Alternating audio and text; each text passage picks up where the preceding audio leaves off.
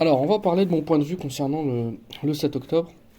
Donc, il y a eu cette fameuse attaque du Hamas. Donc, ça a été l'argument principal pour faire l'offensive sur Gaza et commettre ce génocide. Moi, ce que je veux vous montrer, c'est que ça pue la manipulation et ça pue l'escroquerie, cette histoire. Alors, pourquoi? Alors, déjà, première chose, qu'il faut savoir, c'est que le renseignement israélien est très très très fort. Vraiment, ils sont connus pour ça, hein. Donc, cette histoire d'attaque du 7 octobre, ils le savaient. Ils le savaient et c'est documenté. C'est documenté, il y a des informations qui sont remontées. Il y a tout un dossier qui est ressorti qui s'appelle le mur de Jéricho, que vous pouvez vérifier ça sur Internet, dans les journaux. C'est passé dans les grands journaux, hein. Et donc ça, c'est un dossier qui est sorti plus d'un an avant l'attaque. Et dans ce dossier-là, il y avait tout. Il y avait tous les détails de l'attaque. Il y avait vraiment tout, il manquait rien. Il y avait les paramoteurs, il y avait à pied, qu'ils allaient attaquer à pied, qu'ils allaient s'infiltrer, différents points de passage. Il y avait même les points de passage, il y avait tout. Il y avait les points à attaquer, les bases à attaquer en priorité. Vraiment, ils avaient tout le dossier. Bon, qu'est-ce qu'ils ont répondu à ça? C'est imaginaire leur truc. Ils rêvent. Ils rêvent, voilà. La réponse soi-disant, hein, des militaires, des hauts gradés, c'est que ce plan il est infaisable. Donc ils ont estimé que c'était infaisable de s'introduire et d'attaquer à pied et en moto. Pour eux, c'était voilà. Ça, c'est ce qu'ils disent, hein. N'oubliez pas qu'après l'attaque, ils ont dit que c'était une question de survie. La destruction du Hamas et voire la destruction de Gaza, c'est une question de survie selon eux. Donc, par contre, juste avant, quand on leur a mis un plan complet, simple, hein, attaquer à pied et en moto, avec quelques pick-up, casser le mur avec une machine de chantier, là, voilà, c'est quelque chose d'inimaginable, quoi, hein. Les mecs, ils ont rien, ils ont ni avion de chasse, ils ont rien, mais voilà, attaquer à pied, c'est inimaginable, ils n'ont pas les moyens de le faire. Mais voilà, encore une fois, après l'attaque, c'est devenu, on va mourir, quoi, il faut tout exterminer, quoi. Donc, donc ils avaient des alertes, ils n'en avaient pas qu'une, hein, ils en avaient plusieurs. Ils ont eu l'Égypte aussi quelques jours avant l'attaque. Ils ont eu des services de renseignement aussi qui ont remonté les informations parce qu'ils les ont vus s'entraîner en juillet, donc quelques mois avant l'attaque. Il y a eu les services de renseignement qui leur ont dit, bah, là on les voit, ils sont en train de s'entraîner pour faire exactement le plan de mur de Jéricho. Ils sont exactement de faire les mêmes entraînements, tout pareil, tout montre qu'ils sont en train de se préparer. Et là, les supérieurs, encore une fois, ils ont jeté ça en disant, mais vous rêvez, quoi, hein, Et ils ont relancé d'ailleurs ces militaires-là, parce que bon, ils sont honnêtes, ils essaient de faire leur boulot. Ils ont dit, non, non, c'est pas du rêve, hein, ils sont là pour faire une grosse attaque, c'est pas une petite attaque, hein, ils vont faire une grosse attaque. Pendant ce temps-là, le gouvernement, il a décalé un festival à 5 kilomètres de la frontière, hein, donc il les a placés juste à côté, et il a rien préparé, mais absolument rien. Rien n'a été fait. Au contraire, il a même évacué des soldats pour les mettre sur un autre côté. Voilà. Donc il n'y a vraiment rien. Ils ont eu les alertes de l'Égypte, de tout. Ils n'ont rien fait, que ce soit pour le festival, pour essayer de se mettre un minimum en sécurité. Alors que je vous le rappelle, ils ont des services de renseignement, vraiment. Voilà, ils peuvent assassiner n'importe qui dans le monde, j'ai envie de vous dire, hein. Même en Iran, ils arrivent à assassiner d'une manière. C'est des films, leur truc. Donc voilà. Ensuite, il y a eu l'attaque. L'attaque s'est produite. Là, la défense, elle était absente, complètement absente. Il n'y avait rien, ils y sont allés, c'était à l'aise, hein, ils y sont allés à pied, hein. Ils ont pris ils ont attaqué avec des paramoteurs. C'est le truc qui vole à 40 km/h, ils ont réussi à passer tout. Ils ont réussi à aller au festival avec des paramoteurs. Donc, genre, les gars, voilà quoi, c'était vraiment. Même eux, ils ont dû se dire, mais purée, c'est bizarre, hein. Il y a Anguille sous roche, c'est trop facile, là, il y a un problème. Donc, l'armée à ce moment-là, encore une fois, elle aurait pu réagir et voilà, c'est facile pour eux, ils ont les moyens quand même. Eh ben non, ils n'ont pas eu d'ordre, ils ont été dans le flou, ils ont été envoyés nulle part. Et du coup, ben, ils ont, pendant 6 heures, il n'y a pas eu vraiment de résistance israélienne, parce que justement, il n'y a pas eu vraiment d'ordre finalement. Donc personne a bougé, pratiquement personne n'a bougé.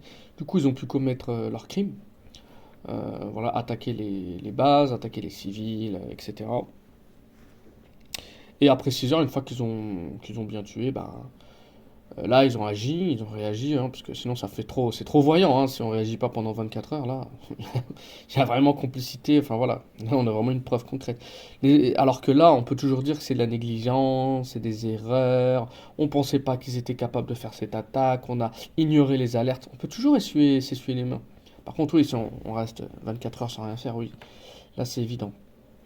Donc, une fois que l'attaque est terminée, ben, les médias, on en rajoute même avec les bébés dans le four, les bébés égorgés, etc. On en fait un gros truc. C'est un gros truc en vrai, hein, mais voilà, ça aurait pu être évité facilement. Alors, est-ce qu'ils ont voulu l'éviter? C'est ça le truc. Je ne pense pas. Et juste après ça, regardez leur discours. Que dit Israël après ça? Ben, ils disent tout simplement que c'est une question de survie maintenant. Il faut exterminer le Hamas, il faut coloniser Gaza, il faut exterminer limite Gaza, quoi. Et, euh, et on y va avec de grands renforts de bombes, de soldats, et on balance, on balance. Alors, si comme ils le disent, c'est une erreur de leur part de jugement, bah, il suffit de renforcer sa sécurité, faire une vengeance voilà, une vengeance, mais pas détruire tout Gaza, quoi, je veux dire. Ils peuvent répliquer, mais voilà. Donc là, ils sont en train de dire que voilà, c'est justifié parce que regardez ce qu'on a subi.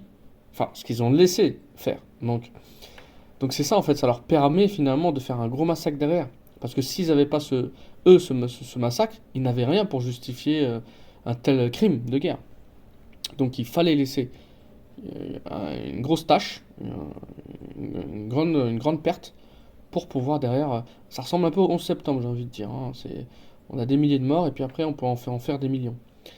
Donc c'est un peu ça. Donc c'est triste, hein, enfin, ça reste que mon point de vue, encore une fois, hein, donc voilà, ils ont complètement tout détruit, la famine, les morts, et puis on tue des civils à tout va. Et puis eux c'est pas des crimes, hein, pour eux c'est des dommages collatéraux. Dans les médias on nous rabâche que non, mais il y a beaucoup de civils morts, mais c'est pour le bien, parce qu'ils sont en danger, c'est leur survie qui en dépend. Et donc du coup bah, il y a le silence mondial, quoi, de tous les gouvernements pratiquement, qui, euh, et qui à chaque fois nous rabâchent, oui mais attendez, il y a eu le 7 octobre, donc ils font que se défendre, ils n'attaquent pas, ils font que se défendre. Regardez ce qu'ils ont subi le 7 octobre. On voit bien que le 7 octobre c'est une carte, c'est vraiment une carte qui est très importante pour eux. Sans oublier que eux à la base ils veulent coloniser ça en fait, ils veulent coloniser, ils veulent coloniser encore plus loin que ça. Et ils vont coloniser je pense plus loin que ça. Donc voilà, cette carte-là, elle a été, je pense, jouée pour servir leur plan, parce que il faut que les autres gouvernements puissent dire ça au peuple, aux populations. Et donc c'est à nous d'ouvrir les yeux et de se dire, mais attends, ça pue cette histoire, c'est louche. Comment Israël a pu laisser cette attaque se produire pour vous donner un ordre d'idée, regardez, il y a eu l'Iran qui a attaqué avec 200 missiles, c'est des missiles qui voyageaient jusqu'à Mach 7. Ils ont tous lancé d'un coup. Ça arrivait sur Israël à une vitesse de dingue. Si je me trompe pas, je crois que c'est 7000 km/h, un truc comme ça. Mais en gros, ça avance à 2 km et demi par seconde. Et ça, ils ont réussi à tous les intercepter. Ah ça, pour intercepter, il n'y a pas de problème. Un truc qui fait 2 km et demi par seconde, ça, on arrive à le stopper en masse. Pas de mort. Par contre, des gars qui sortent de Gaza, hein, ils se sont pas téléportés, hein. Ils ont traversé la frontière et ils sont réussi à rentrer bah, à pied, normal, alors qu'ils étaient au courant de cette attaque depuis un an. Ils ont même réussi à faire carrément, parce que déjà, rentrer c'est quelque chose, mais en plus il fallait leur laisser le temps d'arriver, parce qu'ils sont à pied, donc il fallait laisser le temps d'arriver au festival. C'est pour ça qu'ils n'ont pas réagi pendant 6 heures, pour qu'il y ait quand même des morts, parce que sinon il y aurait eu quelques morts et c'est tout, hein, ils n'auraient pas pu faire leur plan machiavélique derrière. Donc ils les ont laissés travailler, et puis faire leur sale boulot, et puis voilà. Après, on a le prétexte, on a les médias, on a Trump, on a ceci, on a cela, et puis on y va. Et puis maintenant, bon, on voit même que le plan se dessine, on parle de les évacuer en Égypte.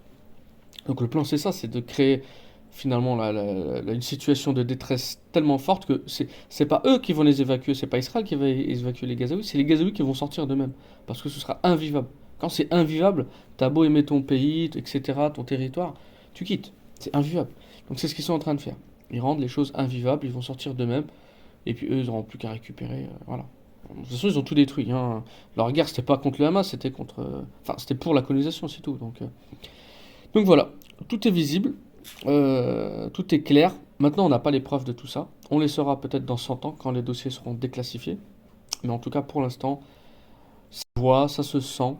Hum, On peut le comprendre, mais on n'a pas de preuves pour dire ça. Mais moi, mon point de vue, c'est celui-là. Voilà, c'est évident pour moi, c'est une évidence. Voilà, malheureusement, les soldats, pour beaucoup, ben, ils croient faire le bien en défendant Israël, mais en fait, c'est juste une histoire de colonisation. Donc les gens donnent leur vie pour ça encore en 2025. Donc voilà. Après, faites-vous votre point de vue. Ne me croyez pas sur parole, faites vos recherches et croisez toutes les informations et faites-vous votre point de vue. Allez, à bientôt, ciao.